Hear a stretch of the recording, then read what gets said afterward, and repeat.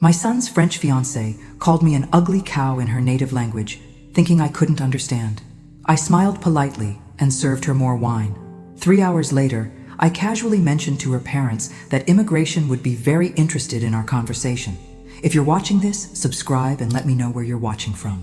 Let me back up and tell you how I discovered that my future daughter-in-law was nothing more than a gold-digging fraud with a charming accent.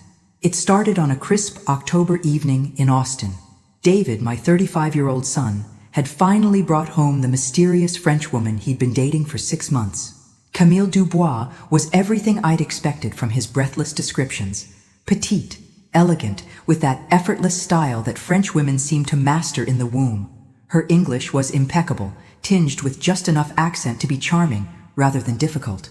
"Mrs. Thompson," she said, taking my hands in both of hers. "David has told me so much about you. I'm so excited to finally meet the woman who raised such a wonderful man." I warmed to her immediately. After David's string of vapid girlfriends who couldn't be bothered to remember my name, Camille's genuine interest in our family history felt like a blessing. She asked thoughtful questions about the photos on my mantelpiece, complimented my cooking with what seemed like sincere appreciation, and even helped clear the table without being asked. David beamed throughout dinner, clearly smitten. "Camille speaks 5 languages fluently," he boasted, squeezing her hand. "She's been teaching me French, though I'm hopeless at it." "Oh, you're being modest," Camille laughed, her eyes twinkling. "His pronunciation is, how do you say, endearing." We all laughed, and I found myself thinking that David had finally found someone worthy of him. Someone with substance, intelligence, and genuine warmth. Someone who might actually stick around long enough for me to get attached to. That feeling lasted exactly 47 minutes. After dinner, David excused himself to take an important work call. I was in the kitchen loading the dishwasher when Camille's phone rang. She answered in rapid French, her voice carrying from the living room with the casual assumption that comes from believing you're speaking a private language. Here's the thing about assumptions. They can make you sloppy. I spent 4 years of my youth in Lyon, working as an au pair to pay for college. My French might be rusty, but it's far from dead. And what I heard in those next few minutes made my blood run cold. "Oui, maman. She seems harmless enough," Camille was saying. "Old, clearly desperate to keep her son happy.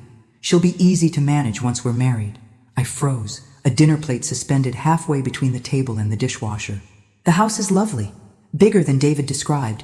And yes, there are definitely family assets to consider. She mentioned his father left them very comfortable. Her laugh was musical, cold. "Don't worry.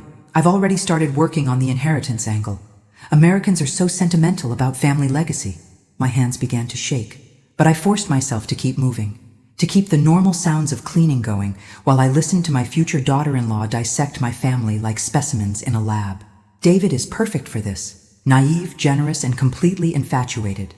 The green card will be simple once we're married, and the divorce even simpler once I have what I need. 2 years maximum. Then I'll be free to return to Paris with American citizenship and enough money to live exactly as I choose. The plate slipped from my numb fingers and shattered against the kitchen floor. "Mrs. Thompson, are you all right?" Camille appeared in the doorway, her face a mask of concern. Perfect performance, if I hadn't just heard her true colors in crystal clear French. "Just clumsy," I managed, kneeling to collect the pieces.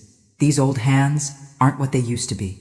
She hurried to help me, her movements graceful and considerate. "Please, let me do this. You shouldn't be cleaning up after hosting such a wonderful dinner." The irony was so thick I could taste it.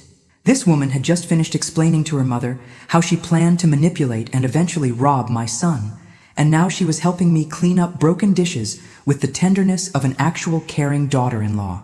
"I have much experience with cleaning," she said with a self-deprecating laugh. "I worked in hotels in Paris before meeting David. Very humbling work, but it taught me to appreciate when others make effort for me." Another lie, delivered with such sincerity that I almost believed it myself. Almost. David returned from his call, apologizing profusely. "Sorry about that. Crisis at the site, but it's handled now." He surveyed the scene of us cleaning up together, and his face lit up like Christmas morning. "Look at you two, already acting like family." Camille stood gracefully, disposing of the broken porcelain. "Your mother is wonderful, chérie, so warm and welcoming. I feel very lucky." She was good, professionally good. Every gesture, every expression, every carefully chosen word was designed to reinforce the narrative she'd constructed. The grateful foreign girl, charmed by American family values and eager to belong. I found my voice somehow. Well, aren't you sweet? David's right. You do seem like family already. We settled in the living room with coffee, and Camille regaled us with what I now knew were carefully crafted stories about her life in France. The struggling artist narrative, the difficult childhood that made her appreciate David's stability, the dreams of building a life in America with the right partner. Every word was calculated, designed to hit David's protective instincts and his American savior complex. And it was working beautifully. My son hung on every syllable, his eyes soft with the kind of love that makes smart men do incredibly stupid things. Tell Mom about the visa situation, David prompted gently. She might have some insights. She's always been good at navigating bureaucracy. Camille's eyes flickered almost imperceptibly, but her smile never wavered. Oh, it's complicated, but not urgent. The tourist visa is good for several more months, and David has been helping me understand the process for more permanent arrangements. The pause was perfectly timed, allowing David to fill in the romantic implications without her having to lie outright. Masterful. We're thinking about engagement soon, David said, reaching for her hand. Once Camille settled and comfortable with the idea of staying permanently. How romantic, I said, proud of how steady my voice sounded. When you know, I suppose. Camille ducked her head modestly. I never expected to find someone like David. Sometimes the heart surprises us, non? Oh, the heart had definitely been surprised tonight, just not in the way she meant. As the evening wound down and David walked Camille to her car, I stood at the window watching them embrace. She was saying something that made him laugh, probably spinning another beautiful lie about their future together. He looked so happy, so hopeful, so completely unaware that the woman in his arms saw him as nothing more than a stepping stone to American citizenship and whatever money she could extract from our family. The question was, what was I going to do about it? I didn't sleep that night. Instead, I sat in my late husband's study, surrounded by 40 years of financial documents and family records, trying to understand exactly what Camille thought she was targeting. Robert had been a careful man, methodical in his approach to security. Our assets weren't flashy, but they were substantial. The house alone was worth close to $800,000, sitting on 2 acres in one of Austin's most desirable neighborhoods. The investment portfolios, retirement accounts, and life insurance policies painted a picture of comfortable upper-middle-class wealth. Nothing extravagant, but certainly enough to tempt someone with Camille's apparent agenda. What chilled me most was how efficiently she'd assessed our situation. One dinner, and she'd already calculated inheritance angles and timeline strategies. This wasn't impulsive opportunism, this was professional predation. By dawn, I'd made 2 decisions. First, I would not tell David what I'd overheard. Not yet. He was so deeply infatuated that any accusation from me would only drive him closer to her, cast me as the jealous mother who couldn't accept her son's happiness. I'd seen enough Lifetime movies to know how that story ended. Second, I needed to know exactly who Camille Dubois really was. I started with the basics: Facebook, Instagram, LinkedIn. Her social media presence was polished but thin, mostly photos from the last 18 months. No deep history, no childhood friends or family members tagged in old posts. The few pictures from France were generic tourist shots that could have been taken by anyone. Her LinkedIn claimed she worked in hospitality management in Paris, but the company names were vague, and there were no colleague connections or recommendations. For someone supposedly in her late 20s with a career in the hospitality industry, her professional network was remarkably sparse. I was deep in internet rabbit holes when my phone rang. David's name flashed on the screen, and my heart clenched with guilt. How do you talk to your child when you know something that will devastate them but can't prove it yet? Morning, Mom. Thanks again for last night. Camille couldn't stop talking about how wonderful you were. I bet she couldn't. She's lovely, sweetheart. I can see why you're so taken with her. I'm thinking about proposing soon, he said, his voice bright with excitement. Maybe Christmas? I know it's fast, but when it's right, it's right. Christmas. 2 months away. My stomach nodded. That's wonderful news, David. Have you thought about what kind of proposal? Where you might do it? As he chattered about his romantic plans, I was calculating timelines in my head. If they married quickly after the holidays, she'd have her green card application filed by spring. 2 years later, she'd be eligible for permanent residency. 2 years after that, full citizenship. Then, the divorce, carefully timed to maximize her take from community property. 4 years. She was planning to systematically destroy my son's life over 4 years. Mom, you still there? Sorry, darling. Just thinking about how happy this makes me. The lie came easier than I expected. Have you met her family yet? Her parents? Not in person, but we video chat with them sometimes. They live in Marseille. Her father's a retired teacher, her mother works in local government. Very traditional family, which is why she's being careful about the engagement timeline. They want to meet me properly first. Traditional family. If they truly existed, they were probably horrified by their daughter's immigration fraud scheme. Or maybe they were in on it, coaching her through her long-distance destruction of an American family. That sounds reasonable, I said carefully. Maybe you should visit them before proposing, really understand where she comes from. Actually, they're planning to visit us next month. Camille wanted them to meet you before we make anything official. She values family approval. Of course she did. Meet the Marks family, charm the parents, establish herself as the perfect future daughter-in-law, then spring the engagement and rush toward marriage before anyone had time to ask difficult questions. After David hung up, I sat staring at my computer screen, feeling the weight of impossible choices. I could hire a private investigator, but that felt like crossing a line that would damage my relationship with David regardless of what we found. I could confront Camille directly, but she was clearly skilled at manipulation, and I had only an overheard phone conversation as evidence. Or I could be patient, play the long game, let her think she was winning while I gathered the information I needed to expose her completely. That's when I remembered my sister's youngest daughter, Claire, who worked for the State Department in visa services. Family connections could be remarkably useful when you needed to understand immigration fraud. Aunt Margaret, you're putting me in a very difficult position, Claire said, her voice careful over the phone. We were on a sister lunch date at my favorite cafe, though today I wasn't paying much attention to my salad. I'm not asking you to do anything inappropriate, I said, stirring my iced tea slowly. I just want to understand the general process. Educational purposes. Claire laughed despite herself. Educational purposes. Right. And this has nothing to do with David's mysterious French girlfriend? You always were too smart for your own good. I leaned back in my chair, studying my niece's face. Claire had inherited the family's sharp instincts and no-nonsense attitude. If anyone could help me navigate this situation, it was her. Tell me what you know, she said quietly. Everything. So I did. The overheard phone conversation, the thin social media presence, the convenient backstory that hit all of David's emotional triggers. Claire listened without interruption, her expression growing more serious with each detail. There are red flags, she admitted when I finished. The timeline is aggressive, the background check seems superficial, and frankly, the whole narrative sounds like something from the manual on marriage fraud indicators. There's a manual?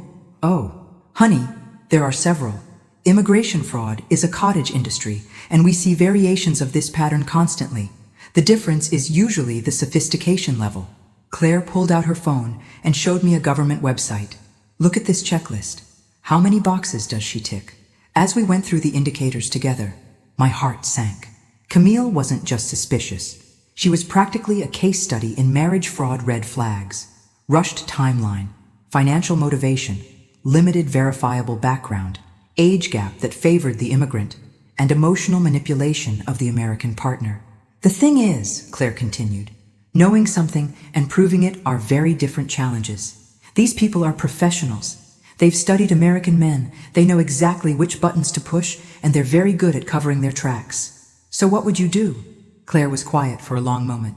Officially, I'd advise David to slow down, do proper due diligence, and insist on meeting her family in France before making any commitments. And unofficially, I'd gather evidence, document everything, and I'd be prepared for the possibility that by the time you have proof, it might be too late to prevent the marriage, but not too late to minimize the damage. The damage. My son's broken heart, his financial losses, his faith in love itself. The ripple effects could last years, maybe decades. Some wounds never fully heal. There's something else you should know, Claire said carefully. If she's doing this professionally, David probably isn't her first target. These operations often work the same territories, use similar methods. There might be other victims. Other sons, other families destroyed by Camille's calculated charm. The thought filled me with a cold fury I'd never experienced before. How would I find them? Very carefully, Claire warned, and completely legally. But if there are patterns of behavior, they leave traces. Immigration applications, marriage records, divorce proceedings. It's all public information if you know where to look. By the time we finished lunch, I had a plan. It wasn't a nice plan, and it wasn't a simple plan, but it was thorough. If Camille Dubois was a professional con artist, she was about to discover that Margaret Thompson wasn't nearly as harmless as she appeared. That afternoon, I made 3 phone calls. The first was to a private investigator Claire had recommended, someone who specialized in background verification with impeccable discretion. The second was to my attorney, updating my will and establishing some additional financial protections that had nothing to do with Camille and everything to do with being prepared for any outcome. The third call was the most important one. David, sweetheart, I've been thinking about what you said, about Camille's parents visiting next month.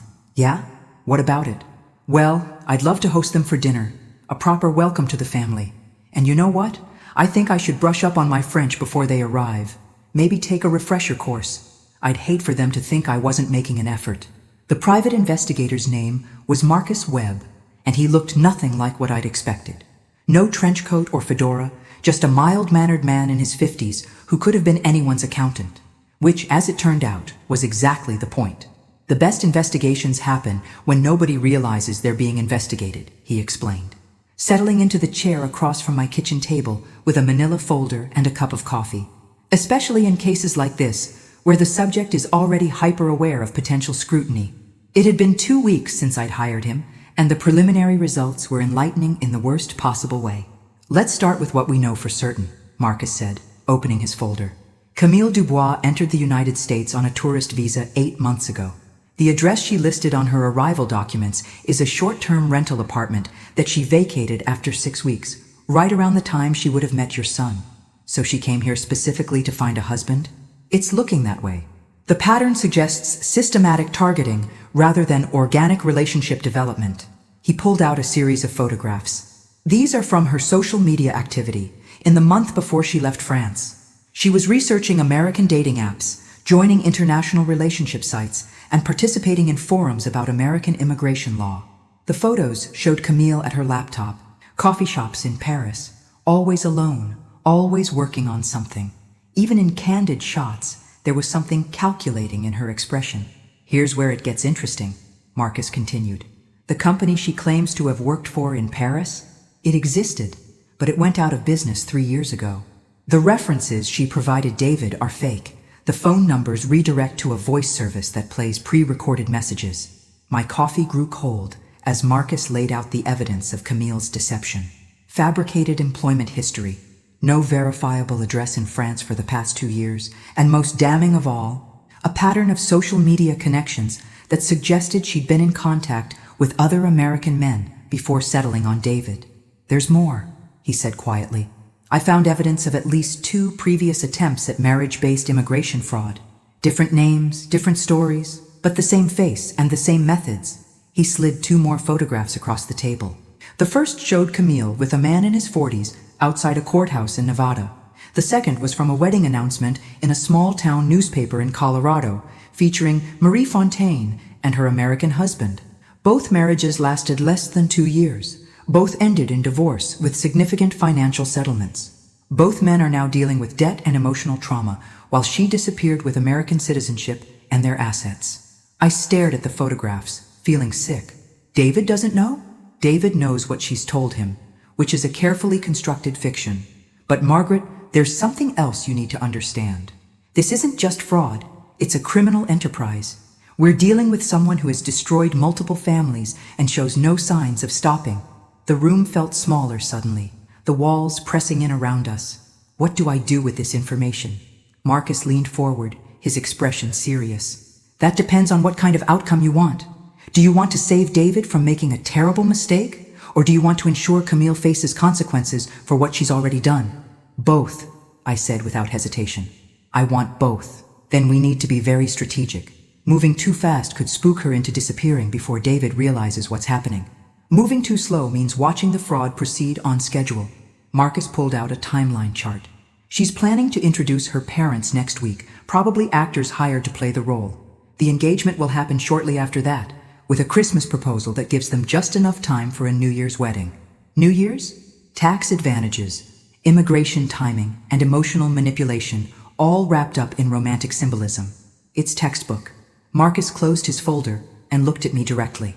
The question is, are you prepared to play a longer game than she is? That evening, I sat in my garden watching the sunset paint the sky in shades of gold and crimson.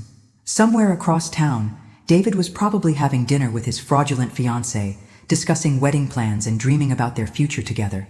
And next week, I would sit across from fake parents speaking my rusty French and pretending to believe in a love story that was nothing more than an elaborate con. But Camille Dubois had made one crucial mistake in targeting our family. She'd assumed that a 64-year-old widow would be easy to fool, too polite to question, too grateful for her son's happiness to look too closely at its source. She was about to learn that assumption could be very dangerous indeed. The doorbell rang at precisely 6 o'clock, and I smoothed my dress one final time before answering. Camille stood on my porch, flanked by an elegant older couple who could have been cast by central casting for sophisticated French parents. "Mrs. Thompson," Camille said, her smile bright and seemingly genuine, "I would like you to meet my parents, Henri and Margot Dubois." Henri stepped forward with old-world courtesy, taking my hand and kissing it lightly.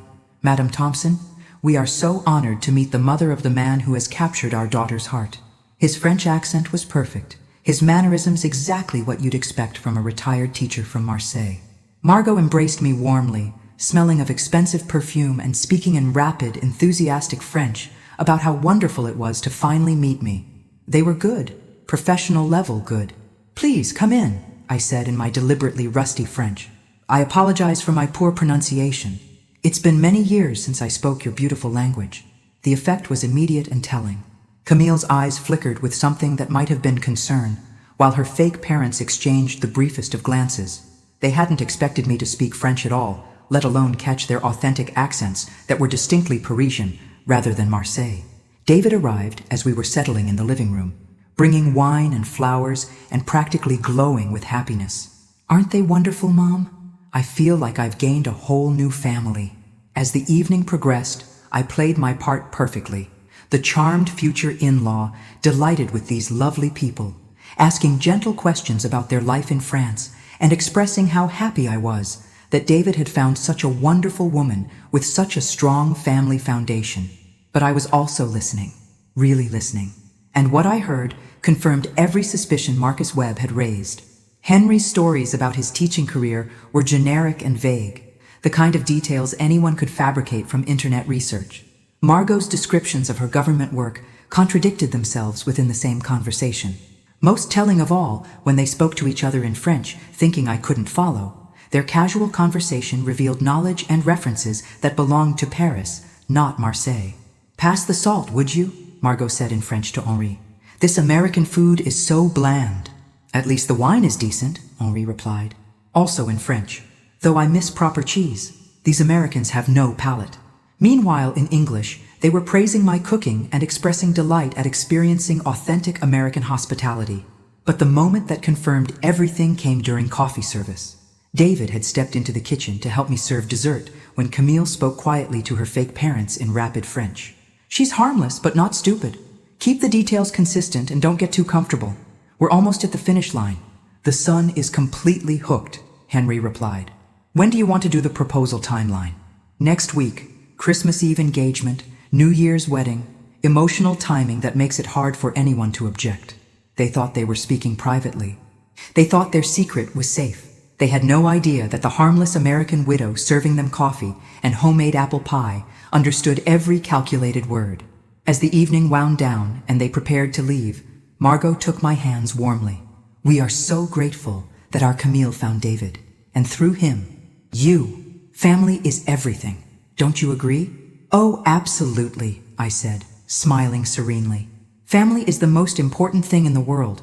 We do anything to protect the people we love." After they left, David lingered, helping me clean up and bubbling over with excitement about his future in-laws. "They're amazing, aren't they? So warm and genuine. I can see where Camille gets her character." "They're certainly impressive," I agreed. "Very polished." I'm thinking about proposing next week, he said, his voice soft with nervous excitement. Christmas Eve, like in the movies. What do you think? I turned away, ostensibly to load the dishwasher, but really to hide the expression on my face. I think she's a very lucky woman to have found you, sweetheart. What I was really thinking was that Camille Dubois had just made her second crucial mistake. The first was underestimating me. The second was revealing her timeline while I was still in a position to destroy it. Christmas Eve was 8 days away. She had 8 days to believe she was winning. I had 8 days to ensure she lost everything. That night, I called Marcus Webb with 3 words: accelerate the timeline. Marcus Webb arrived at my house the next morning with a briefcase full of evidence and a plan that was both elegant and ruthless. We move tomorrow, he said, spreading documents across my dining room table. Christmas Eve, just before David's planned proposal. Maximum emotional impact, minimum escape opportunities. The evidence was devastating. Bank records showing wire transfers from Camille's previous victims. Immigration documents with 3 different identities. Photographs of her with other men, other families she'd destroyed. Most damning of all, recorded phone conversations between Camille and her real handler. Not fake parents, but a criminal organization that specialized in marriage fraud. She's not just a con artist, Marcus explained. She's part of a network. They identify targets, create backstories, provide supporting actors when needed, and take a percentage of whatever assets they can extract. I studied a photograph of Camille with a man in his 50s outside a courthouse in Miami. The timestamp showed it was from just 18 months ago. How many families has she destroyed? That we can prove? 7. But the pattern suggests more. Marcus pulled out a financial analysis that made my stomach turn. Conservative estimate? She's stolen over $2 million from American men in the past 5 years. $2 million. 7 families. And David was supposed to be number 8. Here's what we're going to do, Marcus continued. Tomorrow evening, when David brings Camille here for Christmas Eve dinner before the proposal, we're going to have some unexpected guests. The plan was perfect in its simplicity. Agent Sarah Chen from Immigration and Customs Enforcement would arrive during dinner, ostensibly for a routine follow-up on Camille's visa status. What she'd actually be doing was arresting Camille for immigration fraud, based on the evidence Marcus had compiled. The timing is crucial, Marcus warned. Too early, and she might run. Too late, and David gets engaged to someone who's about to be arrested. We need to thread the needle perfectly. That afternoon, I went through the motions of Christmas Eve preparation like an actor rehearsing for the performance of her life. Cooking David's favorite meal, setting the table with my grandmother's china, wrapping presents that would never be opened. Every domestic detail felt surreal, knowing what was coming. David called around 4, his voice bright with nervous excitement. Mom, we'll be there at 6. I'm going to propose after dinner, just like we planned.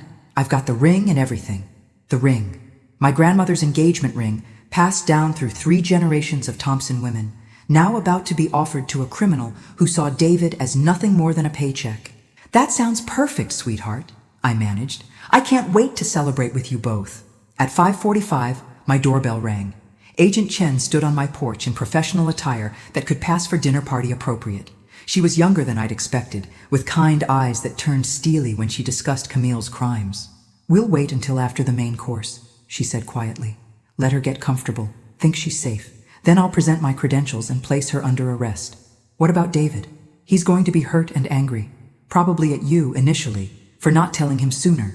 But he'll understand eventually.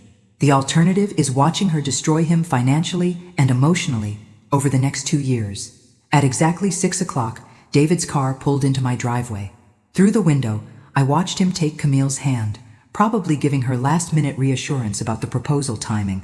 She looked radiant, confident, completely unaware that her criminal career was about to end in my dining room. Showtime, Agent Chen said softly. Mrs. Thompson, dinner smells absolutely wonderful, Camille said as they entered, kissing my cheeks in the French style. She was wearing an elegant red dress that probably cost more than most people's monthly rent, and she looked every inch the sophisticated European woman about to become an American bride.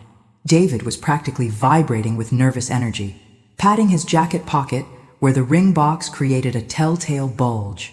Mom, I think this might be our best Christmas Eve ever, if only he knew. Agent Chen had positioned herself in the living room, pretending to read a magazine I'd strategically placed there. To David and Camille, she looked like any family friend who'd stopped by for the holidays. "Who's your guest?" David asked, glancing toward the living room. "Oh, that's Sarah, my neighbor's niece," I said smoothly. "She's visiting for the holidays and didn't have anywhere to go tonight. I hope you don't mind that I invited her to join us." Camille's smile never wavered, but I caught the flicker of calculation in her eyes.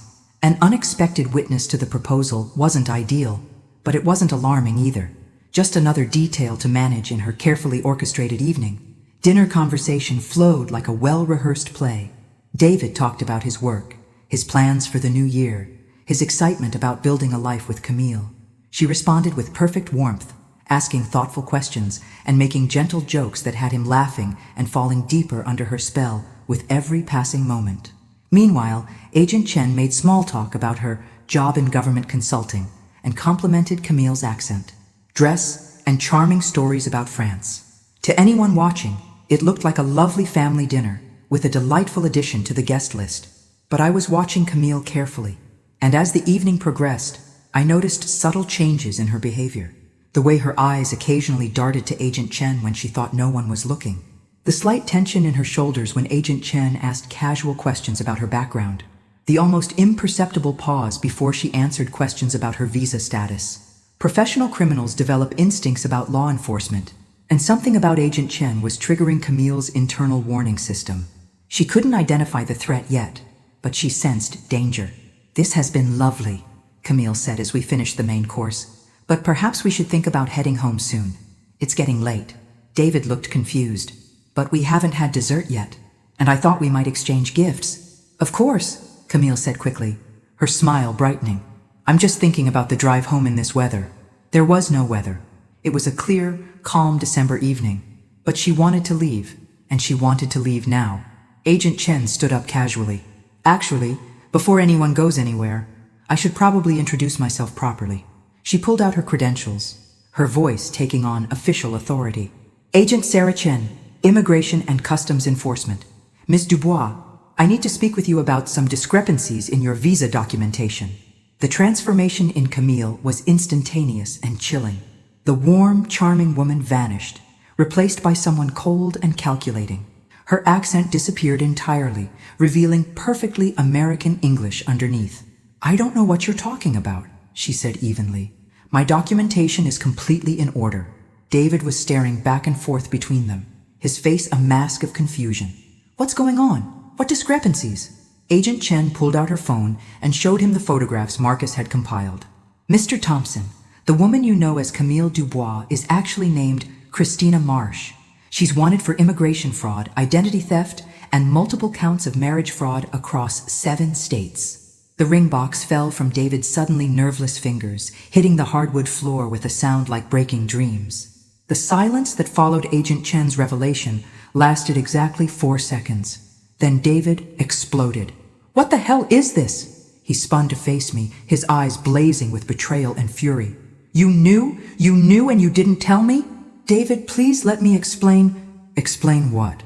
That you've been investigating the woman I love behind my back? That you've been lying to me for weeks?" His voice cracked with pain. "I trusted you, Mom. I brought her here because I trusted your judgment, and this is what you do?" Camille, Christina, whoever she really was, had gone very still, her mind clearly racing through options and escape routes. But Agent Chen was positioned between her and the front door, and backup officers were already surrounding the house. "Mr. Thompson," Agent Chen said gently, "I know this is shocking, but your mother likely saved you from years of financial and emotional devastation. The woman you know as Camille has defrauded 7 other men out of nearly $2 million. David shook his head violently. "No, you're wrong. This is some kind of mistake. Camille isn't... She wouldn't..." He turned to her desperately. "Tell them they're wrong. Tell them this is all some horrible mix-up." For a moment, I thought she might keep up the charade, try one final manipulation to maintain her hold on David's emotions. But then she looked at the evidence spread across Agent Chen's phone, calculated the odds, and made a different choice. She laughed. It was a cold, amused sound that had nothing of Camille's musical French accent.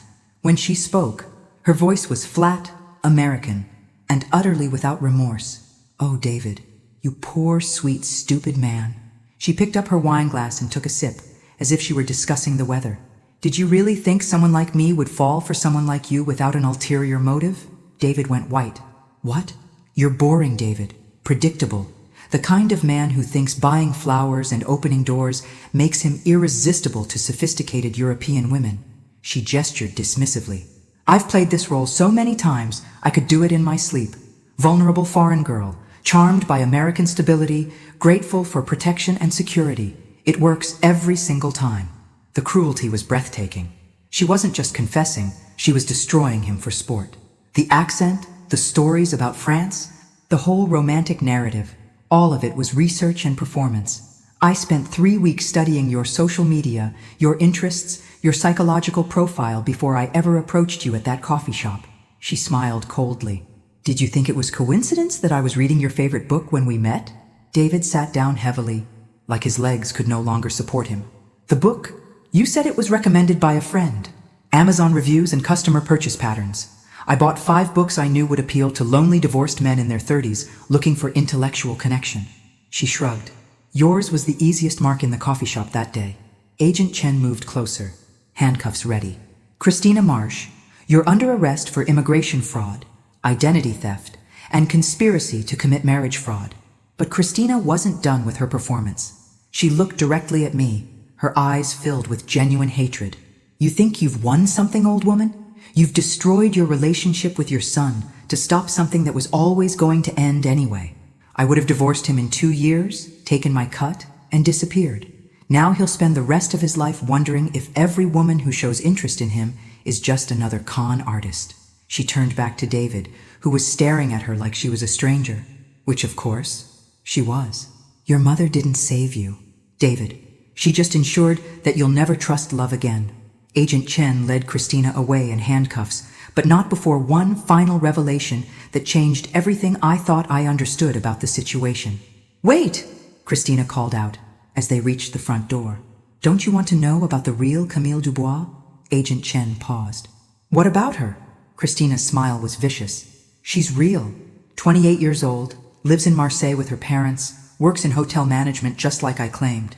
I studied her social media for months, stole her identity piece by piece, built my cover story around her actual life. My blood went cold. What are you saying? I'm saying there's a real woman in France who has no idea her identity was stolen, who might be getting visits from American immigration officials asking questions about her fictional boyfriend and his family. Christina's eyes glittered with malice. I'm saying your investigation might have just destroyed an innocent person's life along with your son's. The front door closed behind them, leaving David and me alone in the wreckage of Christmas Eve dinner. He sat motionless at the dining room table, staring at the scattered evidence of his shattered fairy tale. Is it true? He asked quietly. What she said about the real Camille. I sank into the chair across from him, suddenly feeling every one of my 64 years. I don't know. Marcus, the investigator I hired, he'll have to look into it. Marcus.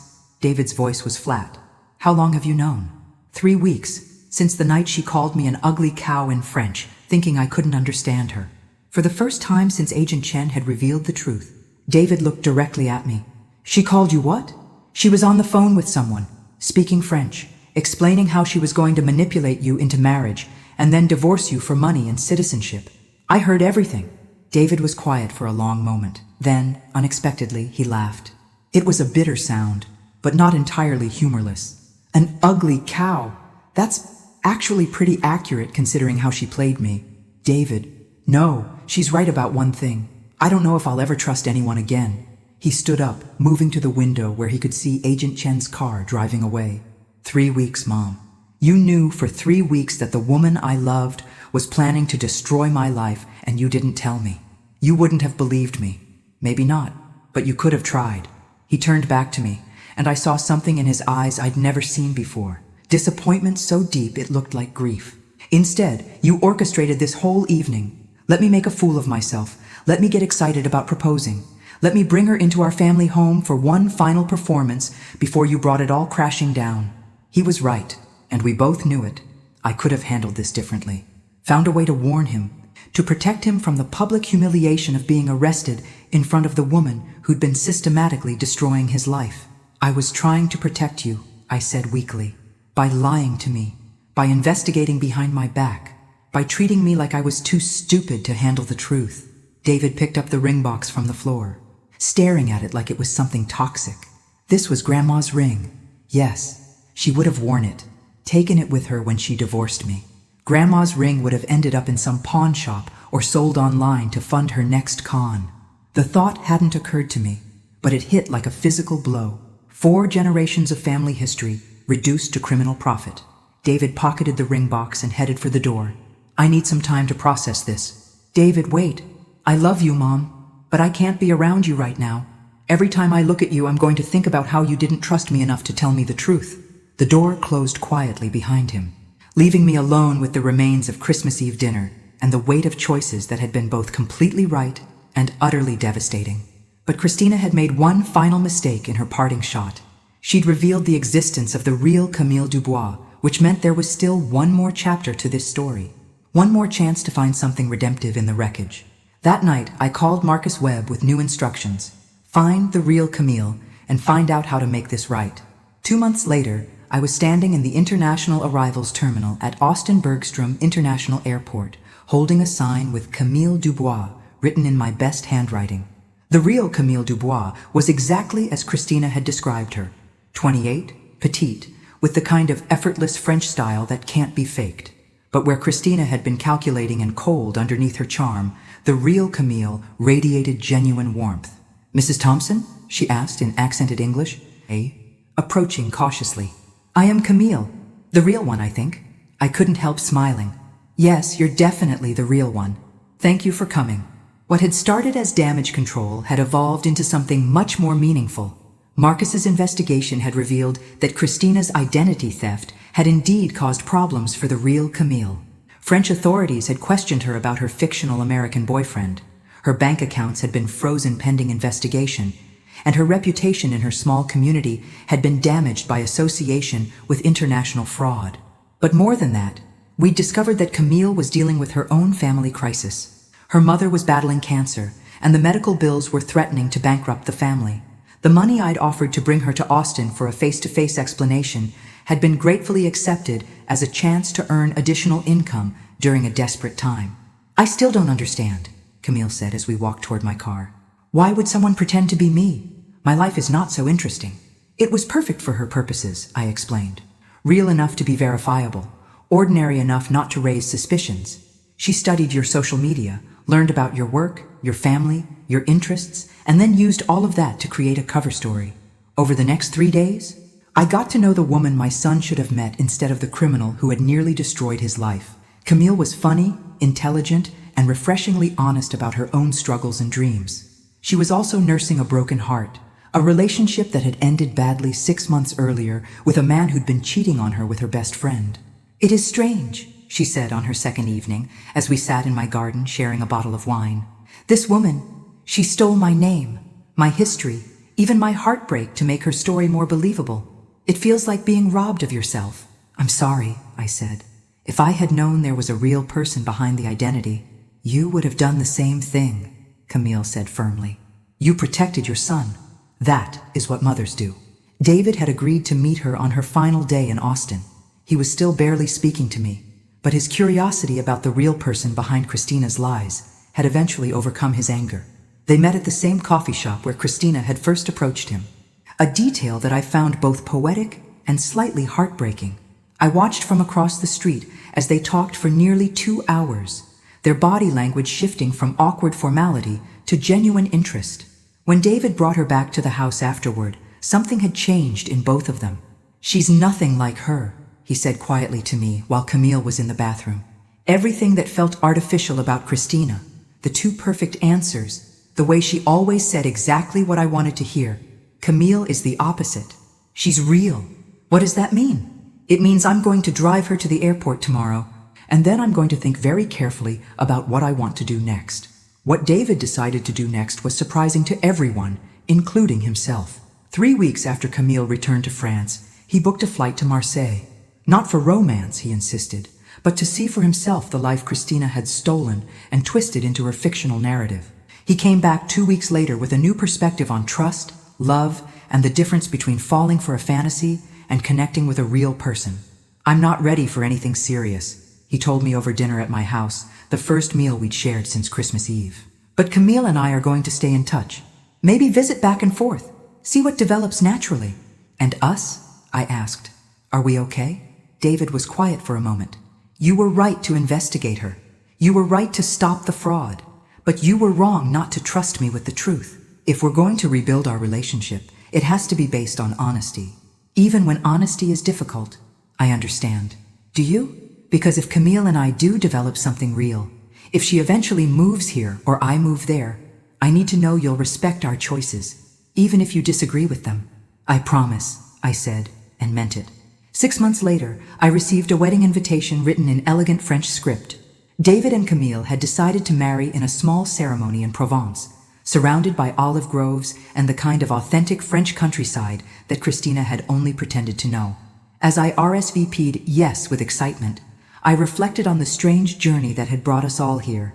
Sometimes the worst deceptions lead to the most honest connections. Sometimes protecting someone means letting them make their own mistakes. And sometimes, when you think you're saving one story, you're actually beginning a completely different one. The real Camille Dubois was nothing like her imposter, and that turned out to be exactly what my son needed to learn to trust love again. Thanks for listening. Don't forget to subscribe and feel free to share your story in the comments. Your voice matters.